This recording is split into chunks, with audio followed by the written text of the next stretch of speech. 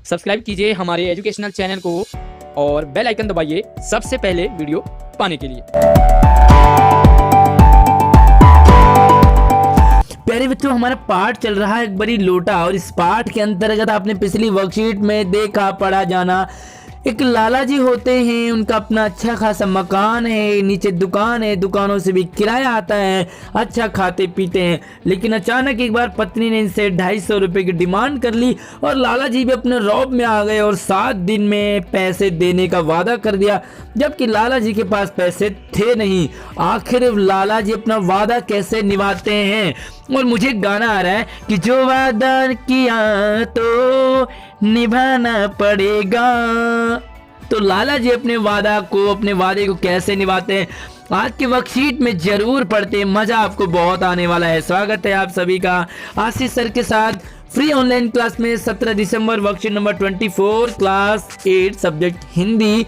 मजेदार होने वाली आज की वीडियो, तो चलिए झट से वीडियो को लाइक कर दीजिए, अपने दोस्तों को भी जरूर शेयर कीजिए। तो चलिए प्यारे बच्चों, सबसे पहले हम इस पाठ का नाम देखेंगे जिसका नाम है अकबरी लोटा।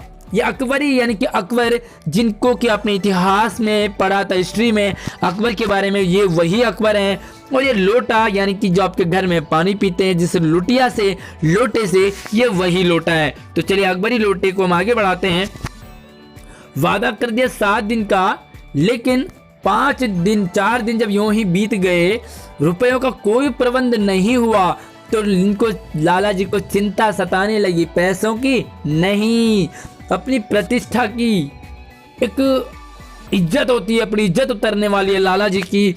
अपने घर में अपने साख की यानी कि धौंस जमाते हैं, कई लोग हेकड़ी जमाते हैं, डींगे मारते हैं। देने का पक्का वादा करके अगर न दे सके तो मन ही मन क्या सोचेंगी पत्नी, और उनकी नज़रों में, पत्नी की नज़रों में मैं तो गिर जाऊंगा, है ना।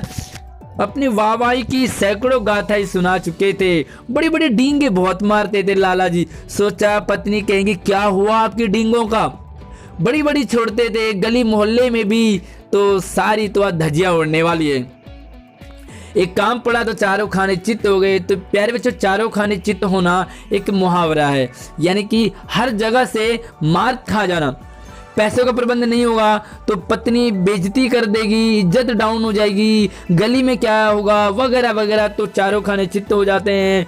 पहली बार उसने मुंह खोला, रुपयों का सवाल था।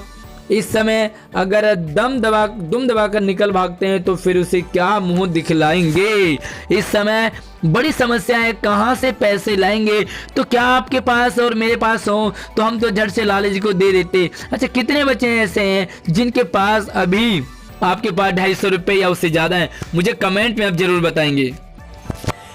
खैर, एक दिन और बीत गया। 5वें दिन घबरा कर उन्होंने पंडित विलवासी मिश्र को अपनी विपदा सुनाई। ये पंडित विलवासी कौन है? ये लाला जी के करीबी दोस्त हैं, यानी कि जिगरी यार, बेस्ट फ्रेंड। संयोग कुछ ऐसा बिगड़ा कि विलवासी जी भी उस समय खुक्क थे।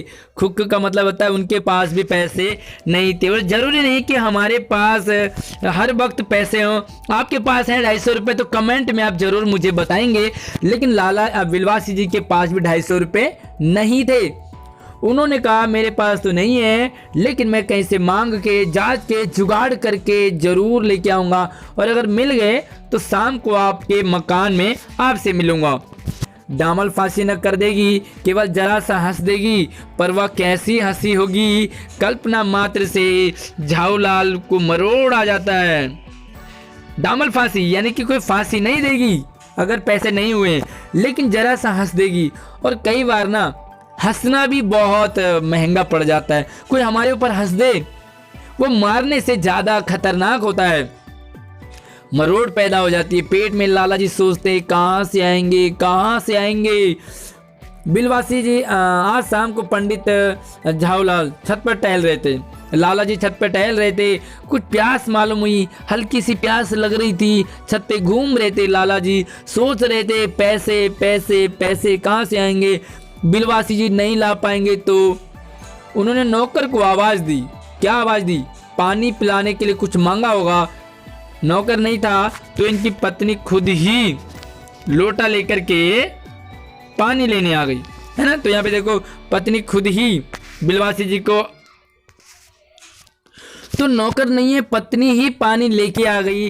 और बिलवासी जी पंडित झाऊलाल जी सोच रहे हैं लाला जी कि आज तो बिलवासी जी को आना था, यदि ना आए तो। आज वही शाम थी, यानी कि हफ्ते का 7वां दिन। सारे दिन गुजर गए, लेकिन हमें भी कई बार पढ़ाई के लिए ना अंतिम दिन ही याद आता है। रोज रोज नहीं पढ़ते हैं और लास्ट दिन हमें याद आता है, तो यही हालत होती है हमारी भी। कल 250 रुपये गिन देना या सारी हेकड़ी से हाथ धो देना। पानी लेने आई और पत्नी बोल के चली गई। सच, कल रुपया ना आकर उनकी पत्नी उन्हें या कहीं रुपए का प्रबंध वे न कर सके तो क्या होगा। लाला जी सोच में डूबे हुए हैं, इसी उधेड़-बुन में डूबे हुए हैं। तो चलिए ये है आज के लिए।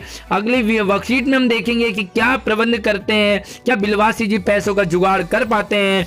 तो 4 सवाल है आपके लिए, इन चारों सवालों के आंसर हम लिखते हैं। पहले तो पहला सवाल है कि पैसों का इंतजाम न होने पर लाला झाऊलाल को कौन सी चिंता सता रही थी। तो पैसों की चिंता नहीं, इसका आंसर देखते हैं। पत्नी के मांगने पर 250 रुपए का इंतजाम न होते देख लाला जी को अपनी प्रतिष्ठा की चिंता होने लगी। घर में जमाने वाले से धाक की चिंता होने लगी और बड़ी बड़ी डींगे हाँकने की चिंता सताने लगी। आखिर पत्नी के नजरों में मैं गिर जाऊंगा और क्या हालत मेरी होगी, क्योंकि बड़ी बड़ी अपनी गप्पे मारा करते थे। तो यहाँ पर चिंता सताने लगी, पैसों की नहीं बल्कि नजरों में गिर जाने की। तो चलिए दूसरा सवाल है, लाला जी के मित्र बिलवासी जी ने उनसे क्या वादा किया। तो चलिए वादे वाला अगर कोई गाना आपको याद आ रहा हो तो कमेंट में मुझे जरूर बताएं। लाला जी के मित्र पंडित बिलवासी जी ने कहा, वस्तुतः मेरे पास तो पैसे नहीं है ना, लेकिन मैं कहीं से मांग जांच कर लाने की कोशिश जरूर करूंगा और अगर मिल गए तो मैं शाम को आपको मिल लूंगा जरूर। तो यहाँ पर उन्होंने कह दिया, आश्वासन तो दे दिया, लेकिन होता क्या है ये तो मैं अगली वर्कशीट में पता चलेगा। लाला जी ने नौकर को क्यों आवाज दी, तीसरा सवाल। तो चलिए लाला जी ने नौकर को क्यों आवाज दी, इसका आंसर हम लिखेंगे। वैसे तो उम्मीद है आपको इसका आंसर आ रहा होगा। शाम के समय जब लाला जी घर की छत पर टहल रहे थे तभी उन्हें प्यास मालूम हुई। पानी मांगने के लिए उन्होंने नौकर को आवाज लगाई।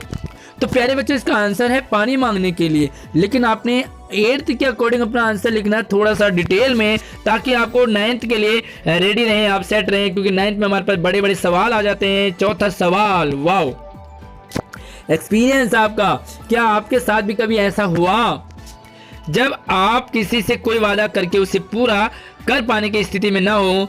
अपना पूरा अनुभव लिखिए, जब आपने किसी से कोई वादा किया हो और वो वादा पूरा न कर पाए हो आप, ऐसी कंडीशन में आपने यहाँ पर अपना एक्सपीरियंस बताना है। तो चलिए इसे जो कैसे, अक्सर हम सभी की जिंदगी में ऐसा अवसर कभी ना कभी जरूर आता है और आता ही रहता है, जब हम वादे तो कर देते हैं लेकिन कभी कभी उन्हें पूरा करने में समर्थ नहीं रहते, असमर्थ होते हैं। इसी तरह की घटना में तो इसमें आप अपने एक्सपीरियंस को जोड़ेंगे, अपने अनुभव को लिखेंगे और आपका आंसर कंप्लीट हो जाएगा। वीडियो को लाइक कीजिए, अपने सभी दोस्तों को शेयर कीजिए। कोई डाउट रहता है तो मुझे कमेंट कर सकते हैं। मिलते हैं नई वर्कशीट में, धन्यवाद।